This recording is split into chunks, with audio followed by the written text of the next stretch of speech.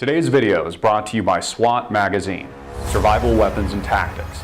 Subscribe now at the link below or call 1-800-673-4595. SWAT is available in print and digital editions. That's SWATmag.com.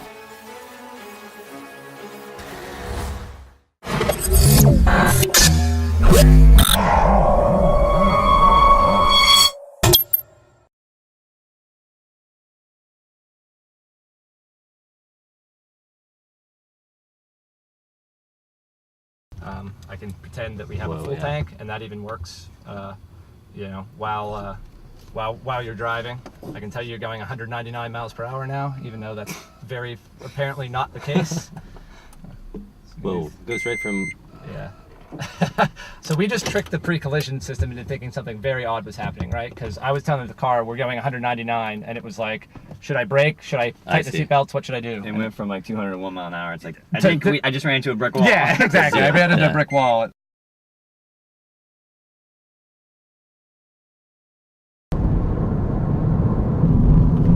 Hey, the miles per hour is like, man, totally off. Oh, take control. Can you make it go left now? What I'm doing here is I flooded the CAN network with traffic with a speed it didn't know about, and that's why the speedometer read 0. And then I told the car it was in reverse and it was trying to park itself. Oh. And therefore it was doing the very heavy jerking motions. If you would have stopped the car completely, you would have seen the wheel do 2 complete rotations in a clockwise direction. So I can forge that you're about to be in a wreck. That is like not dangerous, but so... Oh, it's it's quite terrifying when you don't have brakes, right? Oh.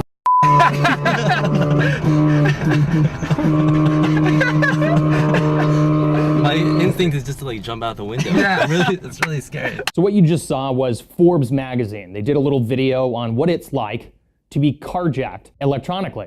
You can either be in the car or remotely carjacked from literally anywhere in the world. And that's exactly what many of us believe happened to Michael Hastings. Not really into conspiracy theories so much, but it really is about finding out the facts about what happened here. Aren't we interested in that? What stood out in your mind? You said you couldn't get the police report. They weren't giving that out. Yeah. So what else stood out in your mind? Well, the fact that when you go to the LA Police Department, then you go to the fire department, and you go to the different agencies, they all said they couldn't comment, and some of them said they were told not to comment on the story. So that kind of stands out. If you know, we look at the NSA, the government says if you have nothing to hide, don't worry. I think it kind of has a reverse role here. And things that we do know, it was an extremely hot fire, and I've talked to military personnel who have said that this is a extremely hot fire, that this is not something you normally see with a car like this. This is a 2013 Mercedes-Benz, and a statement from Mercedes said that they are aware of the accident and waiting to help the LAPD, but they have not got the call from Los Angeles Police Department as of yet.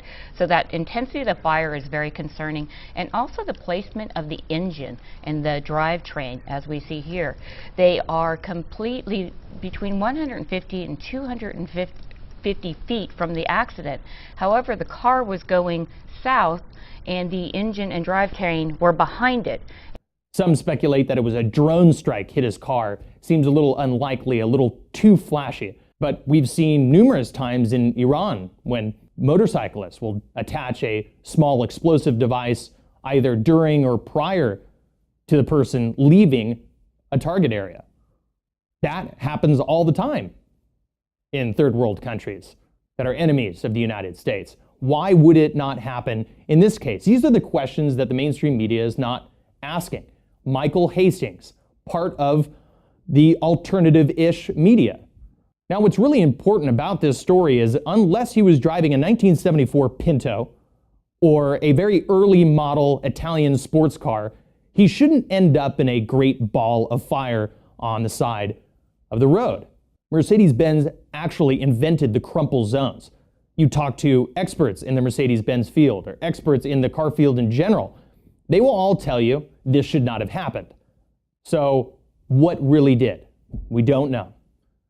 But I can tell you one thing, the mainstream media is not asking these questions. But I'm more inclined to believe that there were absolutely 0 skid marks. So something else happened. Either the car malfunctioned or something was on the car that allowed that to trigger and blow up. Mercedes says their cars just don't blow up. They take great care for them not to do so. If you enjoyed our content today, follow me on Facebook at The Real Topher Morrison and on Twitter at AMTV News. And for more videos like these, visit amtvmedia.com.